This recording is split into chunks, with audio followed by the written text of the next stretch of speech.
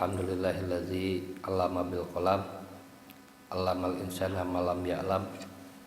Asyhadu an la ilaha illallah wa asyhadu anna Muhammadan 'abduhu wa rasuluhu amma ba'd. Wallahu ta'ala fil Qur'anil Karim. A'udzu billahi minasyaitonir rajim. Wa yahsal ladzi law taraku min khawfihim dzurriatan dzi'afan. Al-ayah Quran surat An-Nisa ayat 9. Alhamdulillah dinten ayeuna tiasa silaturahmi. Tadi kaemutan gitu di telepon di antos di al-islah setengah jadol ujung ulah kaler. Nah, alhamdulillah tadi margi simuri mah sering itu ka boler teh. Kamari kan ngarengsekeun aksi Madin. Kaleresan kamari tak can rengse SPJ-na. Terus sekatanana sadari panganterkeun ka Al-Islah gitu. Ya, alhamdulillah dan gahid.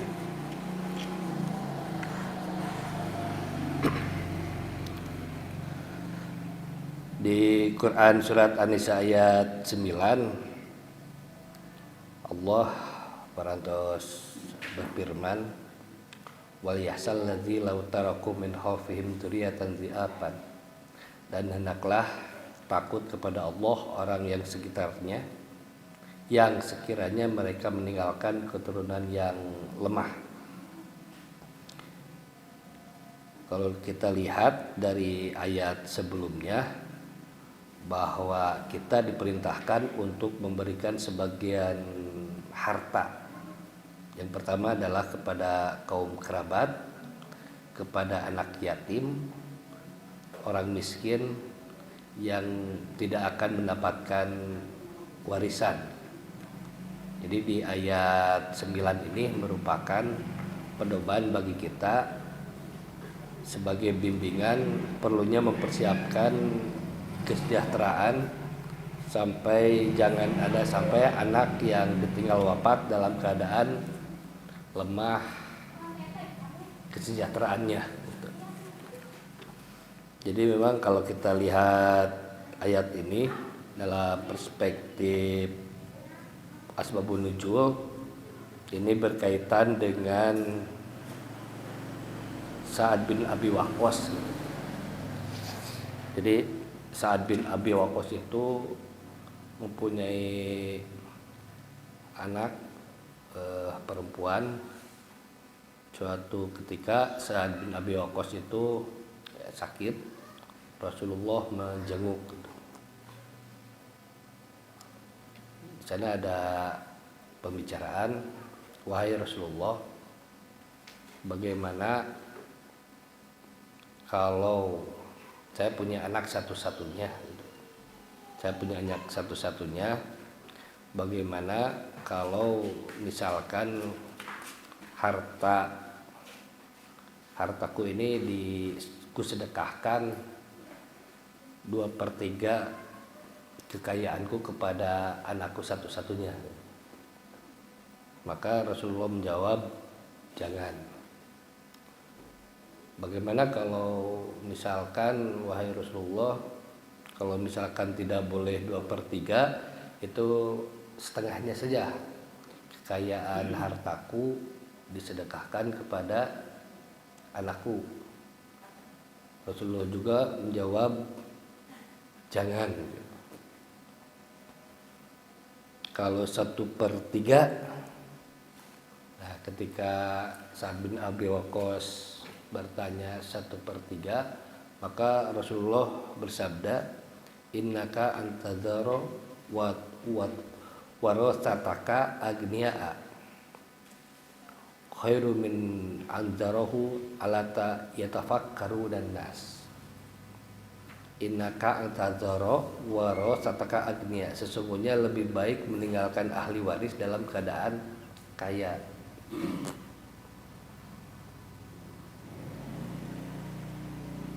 Sisi lain, kalau kita pendapat Ibnu Abbas itu bolehnya mewasiatkan gitu.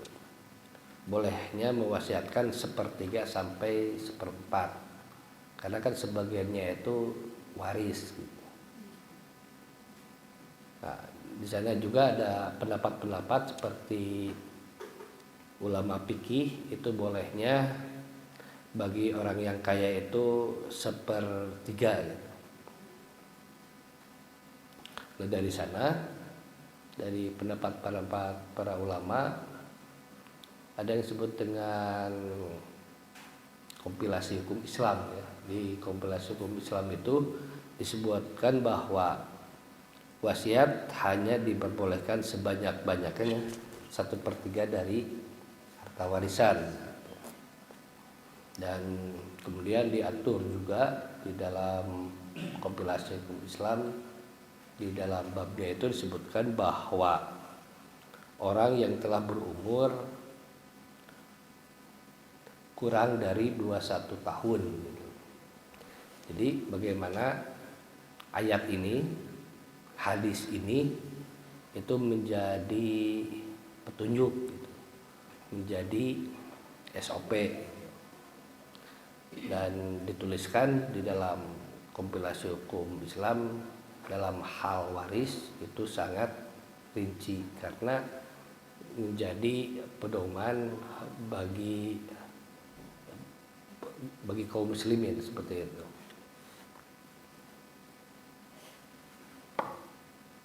Jadi khauf itu ya kehariwang lah.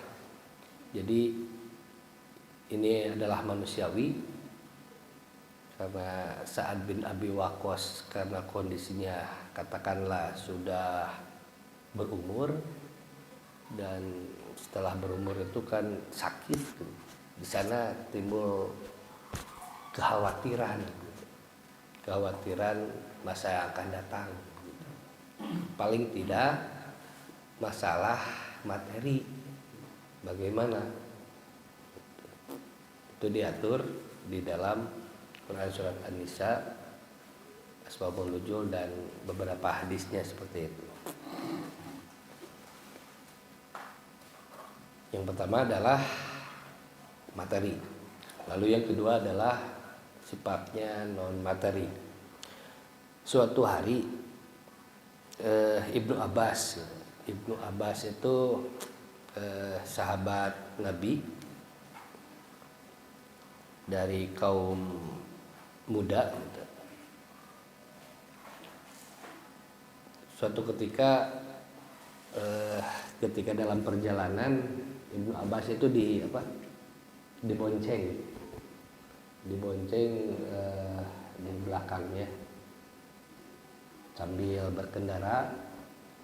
Nabi bersabda, "Ya gulam, inni u'allimuka bikalimatin." Wahai anak muda, aku akan mengajarkan kepadamu beberapa kalimat. Jadi, ya gulam, wahai anak muda. Jadi Nabi berharap kepada Ibnu Abbas. Nabi mewasiatkan kepada Ibnu Abbas. Wasiat yang pertama adalah ihfadillah yahfadka. Jagalah Allah, niscaya Dia akan menjagamu. Dalam beberapa literatur menyebutkan bahwa hadis ini yang dimaksud ihfadillah itu adalah yang pertama menjaga perintah Allah, lalu yang kedua adalah bagaimana menjauhi larangannya. Itu yang disebut dengan ihfadillah. Karena hadis ini sedikit tetapi banyak penjelasan yang menguatkan di dalam matanya seperti itu. Maka penjelasan menjalankan perintah Allah, menjauhi larangannya itu adalah hadis yang berkaitan dengan hal ini.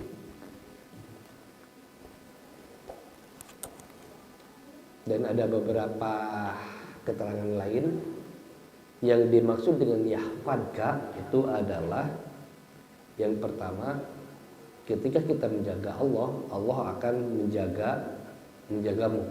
Yang dimaksud dengan yahfadka itu adalah yang pertama, Allah akan menjaga jasadmu.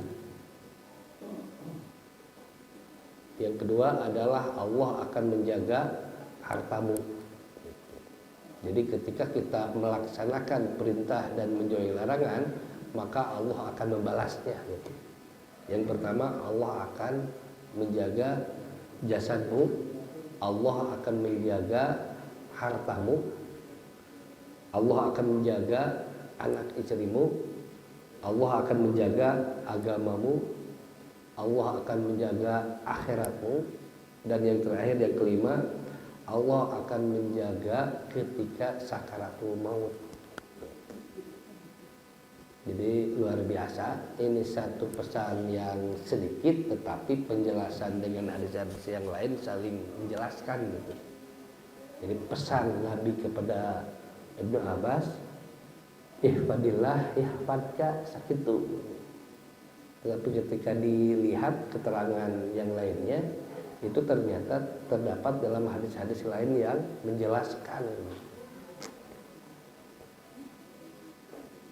Jadi suatu wasiat Nabi, dan wasiat ini disimpan di dalam hati Ibnu Abbas, dan ini menjadi prinsip bagaimana kita melaksanakan perintah. Ketika Allah memerintahkan, ya mengerjakan saja. Dan ketika ada larangan, kita berusaha untuk menjaga, menahan diri, dan lain sebagainya.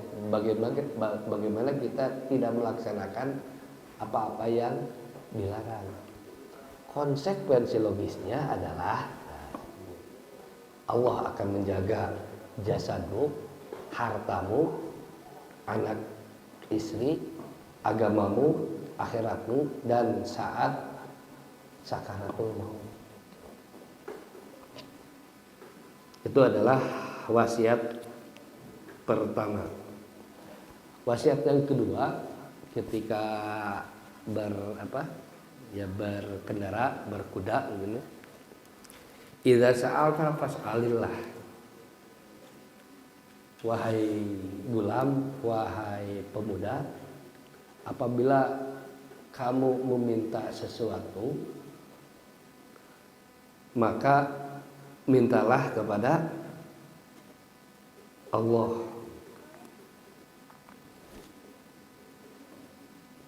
Nah, beberapa hadis yang berkaitan dengan ini kaitannya dengan kemusyrikan. Karena pesan Luqman kepada anaknya juga, pesan yang pertama adalah la tusyrik billah. Jadi memang kemusyrikan ini adalah merupakan bukan hanya isu nasional, tetapi kemusyrikan ini merupakan isu internasional. Dan kemusyrikan ini sejak dulu gitu, sejak sebelum ada Nabi Muhammad, sebelum dan lain sebagainya. Dan tugas Rasul adalah bagaimana menjauhi kemusyrikan. Idza sa'alta fas'alillah. Apabila kau meminta, mintalah kepada Allah. Sebelum Covid itu tingkat kemusyrikan tinggi gitu. Ditambah Covid itu semakin ngantri saja gitu, yang namanya kemusyrikan, minta selain kepada Allah gitu.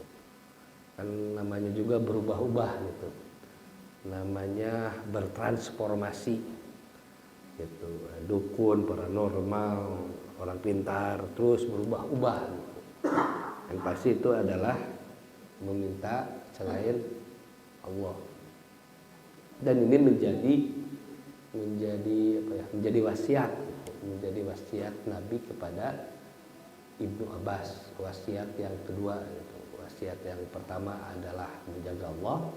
Wasiat yang kedua adalah jika meminta sesuatu, mintalah kepada Allah. Dan ini menjadi prinsip Ibnu Abbas dalam kegiatan keseharian.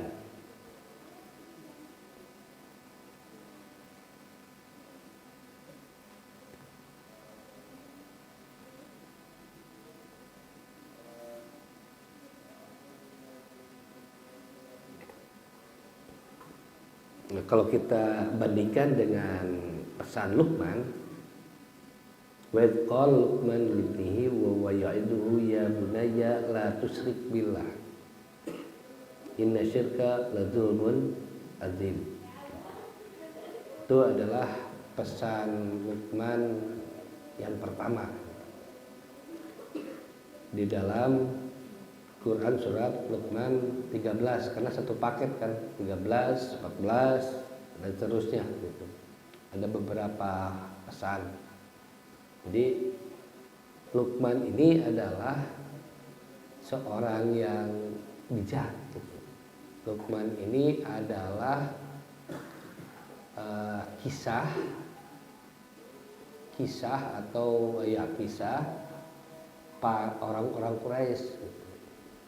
Makanya ketika sahabat berkumpul, Nabi, wahai Rasulullah, apa sebenarnya, bagaimana kisah sebenarnya, kisah Luqman?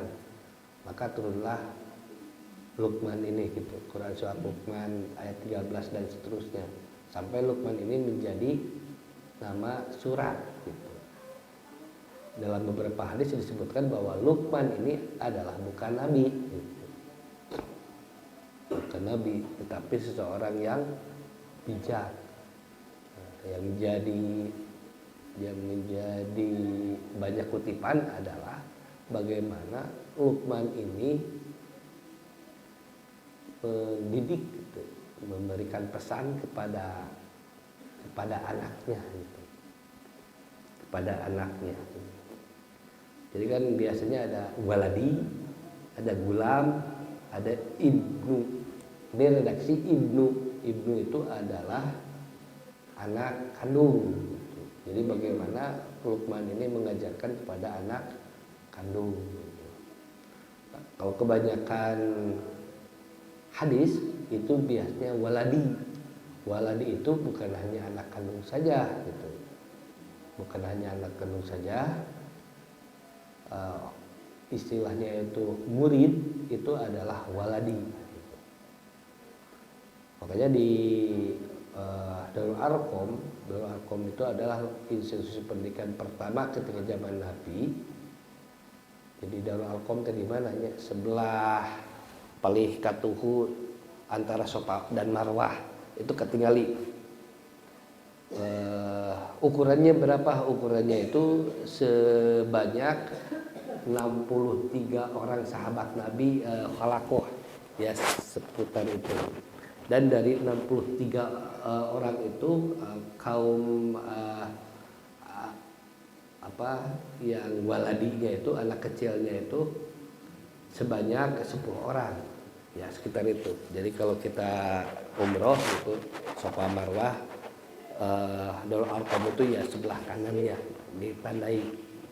Jadi dulu Nabi mengadakan majelis seperti ini pada maghrib itu di sana gitu.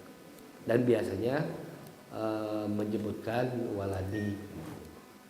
Nah, kalau di sekolah kan ada murid, ada guru. Nah, kalau zaman Nabi apa namanya, Bu?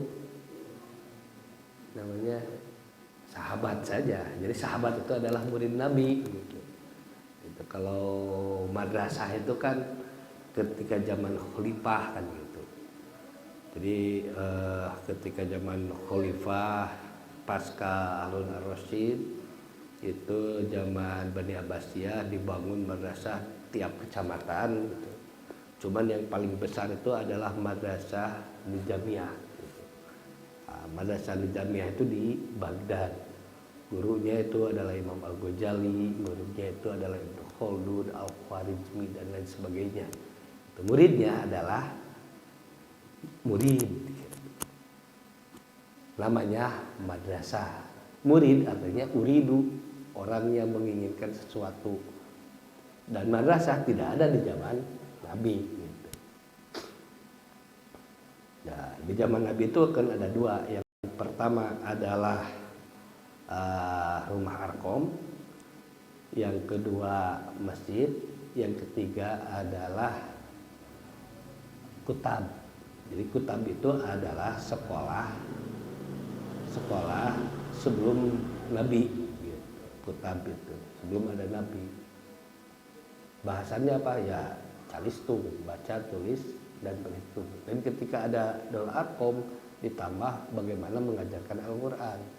Makanya keadaan Darul Arkom itu banyak menyebabkan para mu'alaf dari kaum anak kecil seperti itu. Nah, yang kedua, pesan Luqman kepada anaknya, ya bunayya innaha antaku misqala habbatin. Sesungguhnya jika ada sesuatu perbuatan seberat biji sawi, Allah akan memberi balasan. Jadi perintah ini adalah perintah kepada anaknya, ya berbuat baik saja, gitu. Biasakanlah, gitu. Budayakanlah, gitu. Kan budaya itu kan hasil dari sebuah kebiasaan menjadi sebuah budaya, dan ketika melakukan banyak menjadilah sebuah peradaban seperti itu. Jadi tidak ada yang namanya peradaban yang jelek. Peradaban itu dibentuk dari kebudayaan yang baik. Gitu. Nah, selanjutnya, ya bunayya aqimis shalah. Ini yang menarik adalah perintah untuk melaksanakan sholat. Dan kesananya adalah wa'mur bil ma'ruf wa nahy 'anil munkar. Itu yang menjadi menarik, perintah atau bagaimana Luqman mengajarkan kepada anaknya. Dan perintah salat ini kan diawali dari perintah Nabi Ibrahim kan, ketika membangun Ka'bah. Nabi Musa juga. Nah, Luqman juga memerintahkan atau ya menyuruh kepada anaknya itu bagaimana melaksanakan sholat, di mana sholat itu adalah komunikasi hamba kepada Khalik. Jadi semakin kuat komunikasi, maka akan semakin kuat keimanan. Semakin rendah tingkat komunikasi kepada Khalik, maka akan berpengaruh kepada keimanan. Gitu. Ya, indikator nama tinggal iwe sholatna gitu. Sehingga berkomunikasi atau gitu. Guru sholat bahkan tidak seperti komunikasi. Dan hal itu menjadi sebuah parameter bagaimana meningkatkan dan menurunkan tingkat keimanan. Nah, setelah sholat, selanjutnya kan satu ayat itu satu paket, wa'mur bil ma'ruf. Gitu. Jadi setelah sholat, karena sholat itu adalah komunikasi kepada Allah, wa'mur bil ma'ruf wa nahy 'anil munkar itu adalah perwujudan kepedulian kita terhadap sesama, gitu. Terhadap sesama. Makanya di dalam sholat ini banyak sekali hadis-hadis gitu dalam hadis. Dan hadis ini ya disebut hadis radikal gitu mungkin konteks hari ini, dan ini banyak sekali hadisnya itu sangat-sangat sahih, bukan hanya sahih tapi mutawatir, seperti hadis muru auladukum bis salat wa hum abna'u sab'is sinin. Perintahkan anak-anak kalian untuk sholat saat usia 7 tahun. Wadribuhum 'alaiha wa hum abna'u asyrin. Dan pukullah mereka apabila tidak mau sholat saat berusia 10 tahun. Jadi memang hadis ini biasanya dikaji di IPI ya, kalau di IPI ilmu pendidikan Islam, dikaji juga di PAI, di magister juga ada dikaji, di program doktor juga ini dikaji untuk hadis ini gitu, karena kajian eksklusif gitu. Karena kalau kajian yang umum ini akan berbenturan dengan HAM anak didik. Tidak boleh memukul peserta didik gitu. Ini kan hadis. Makanya hadis ini biasanya kajiannya eksklusif. Itu biasanya di Fakultas Tarbiyah gitu, dari mulai S1 sampai S3 gitu. Seperti kajian hukum Islam itu dikaji terus, diamalkan di mana? Diamalkan di Aceh gitu. Tidak di Aceh, itu di Lombok gitu. Jadi tidak laku sarjana hukum Islam di Jawa Barat mah gitu, karena tidak dilaksanakan gitu. Begitupun konsep pendidikan gitu. Nah, sekarang riset kecil-kecilan. Umur 10 tahun itu kan kelas 4. Tim Kuring di 87 ngulang dunia. Jadi 97 ini 2020 seberapa tahunnya. Nah, ini riset kecil-kecilan. Asakan pernah kelas 4 MI, kelas 4 SD, lamun ditaruh sekolahnya, iya orang sholat. Ngeta dah, apa ini ngejawabnya kayak kenapa deh? Tak acan anu ngejawab alim nah tidak ada. Kalau alim, ini wadribuhum 'alaiha wa abna'u, pukul gitu. Dan aturan pukul itu jelas ada hadis-hadisnya. Gitu. Makanya karya tesis untuk punishment hukuman dan pahala itu rata-rata 300 sampai 400 halaman, menarik gitu. Menarik. Simkuring terus ngabimbing tesis kamari 2. Menarik, terus dikaji tenanawan sebanyak-banyaknya. Dan ketika misalkan ada konsep pendidikan yang memang mau menerapkan, ya terapkan saja gitu. Karena jelas gitu hadis dan turun-turunannya. Simkuring ge ngeulang oge hadis tarbawi lengkap untuk kajian ini, tinggal diamalkan. Dan ini akan berbenturan dengan konsep pendidikan non-Islam, bukan non-Islam pendidikan, konsep pendidikan umum lah katakanlah seperti itu. Karena tidak boleh seorang guru ini memukul. Yang selanjutnya adalah mufarriqu baina fi madaji.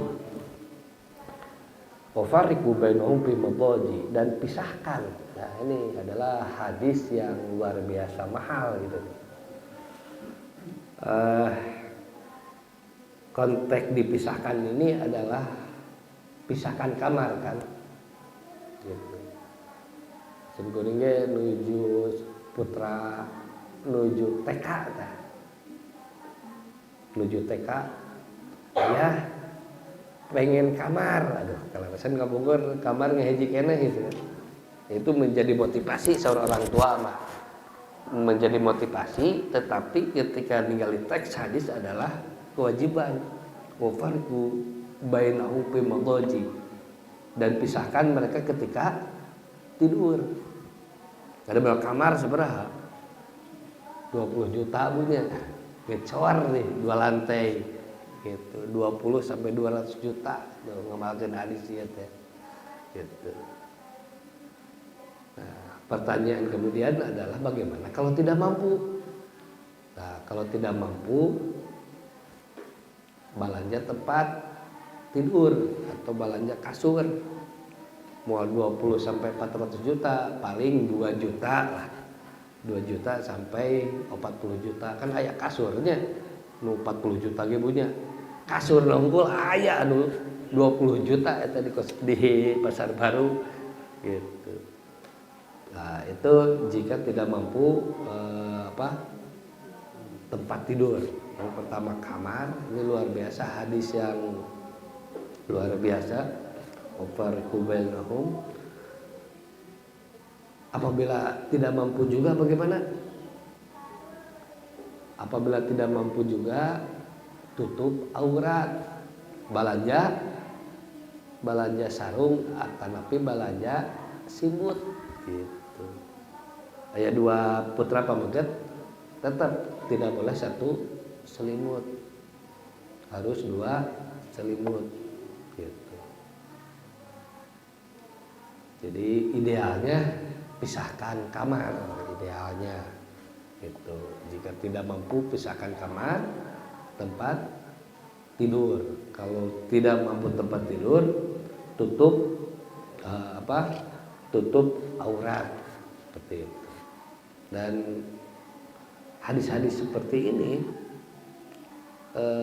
hadis bimbingan kepada kita ini sangat banyak gitu.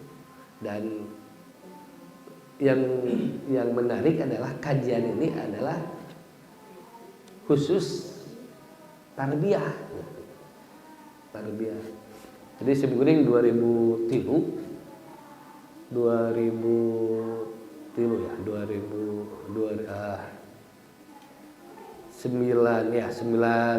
98 ketika ngajar ini ya, cita-cita pingin jadi ekonom.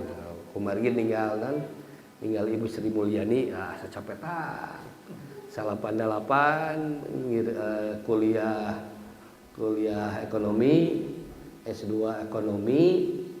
2007 sebenarnya ada malah MI, tadinya kuliah S2 IP ilmu pendidikan Islam, S3 pendidikan Islam. Ternyata ada dayana gini kan, luar biasa, luar lingkup pendidikan Islam sakitu legana. Walaupun awal cita-cita jadi ekonomi Islamnya kayak dewe lah. Karena ngudag heula guru besar untuk pendidikan Islam heula gitu. Dan ternyata hadis-hadis seperti ini banyak sedikit yang mengkaji. Tapi kalau di ruang lingkup tarbiyah luar biasa banyak garapan untuk mengkaji untuk bagaimana diamalkan. Contoh tadi seperti halnya bagaimana kita kita meninggalkan kahariwang, bagaimana kahariwang Sa'ad bin Abi Waqqas kepada anaknya itu adalah manusiawi, sebuah naluri atau hati nurani, dan Al-Quran mencatatnya gitu dan mengaturnya dalam hadis. Dan sebuah keharusan kita mempunyai khauf, kekhawatiran kepada penerus kita. Artinya penerus kita paling tidak gitu dalam hal materi harus lebih di atas dari kita gitu. Gitu. Harus lebih dari kita. mun urang S1 budak mah kudu S2 gitu. Mun budak S2 mun urang S2 budak kudu S3, artinya kehariwang Sa'ad bin Abi Waqqas itu seperti itu gitu. Makanya wajar ketika sakit curhat ka Nabi, wahai Rasul, tina naon setengahna harta kasih tetehkeun seperti itu. Karena bentuk apa? Bentuk kehariwang gitu. Karena masa depan itu akan lebih susah. Akan lebih susah daripada hari ini gitu eta problemnya gitu. Lamun ayeuna urang nguliling ka 5 negara, budak urang mah kudu kulilingan sampai 10 negara. Seperti itu.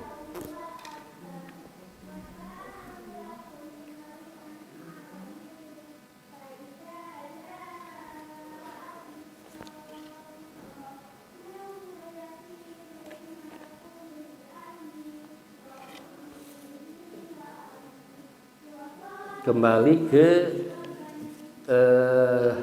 Ibnu Abbas. Jadi yang pertama Ibnu Abbas itu ihfadillah yahfadka. Lindungilah jagalah Allah, niscaya Allah akan menjaga kepadamu. Lalu yang kedua adalah idza sa'alta fas'alillah. Jika kamu meminta, mintalah kepada Allah. Lalu yang ketiga adalah wa idzis ta'anta fasta'in billah. Dan jika kamu meminta pertolongan, mintalah kepada Allah.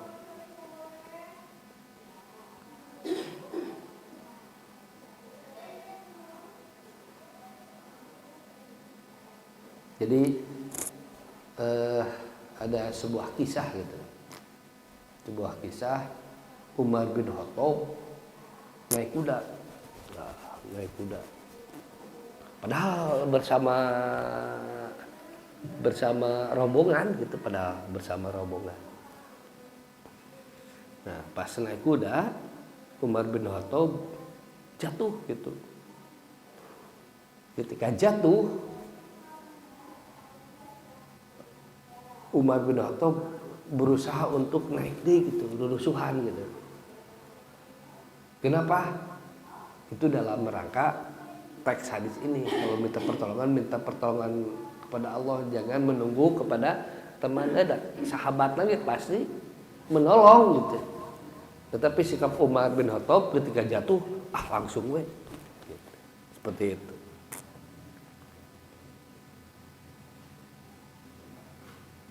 Nah, maka di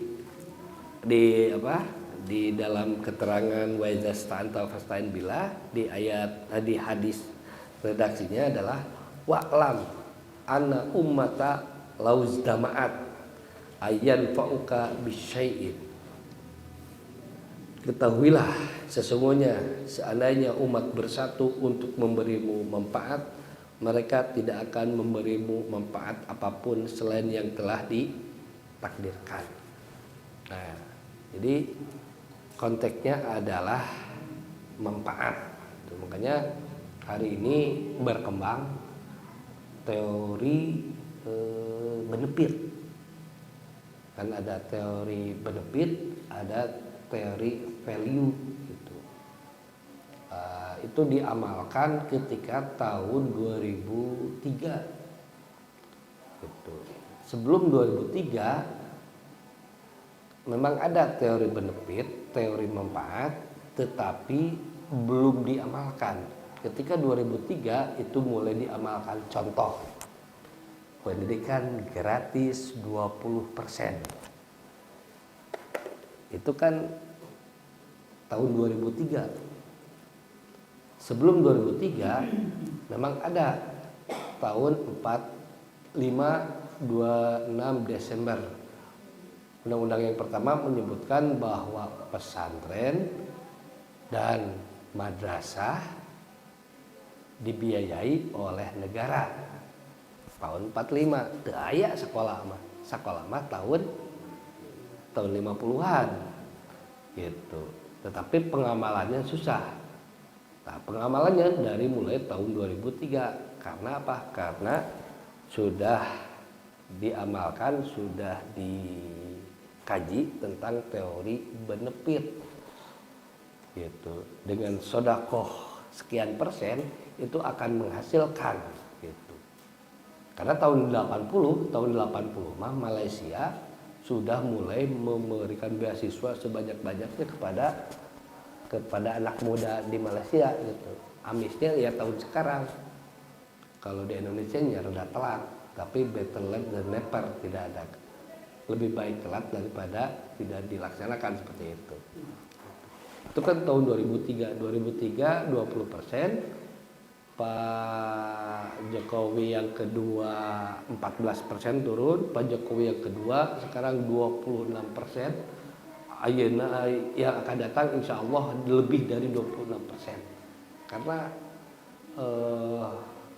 teori benefit ini ya terasa oleh pemerintah.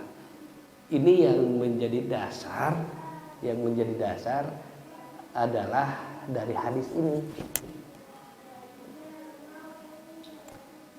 Jadi kalau bahasa Luqman kepada anaknya, intaro misqala habbatin. Jadi sungguh jika ada sesuatu perbuatan sebiji sawi, Allah akan memberi balasan. Ya berbuat baik saja, gitu. Berbuat baik saja. Gitu. Makanya ketika Nabi di Madinah,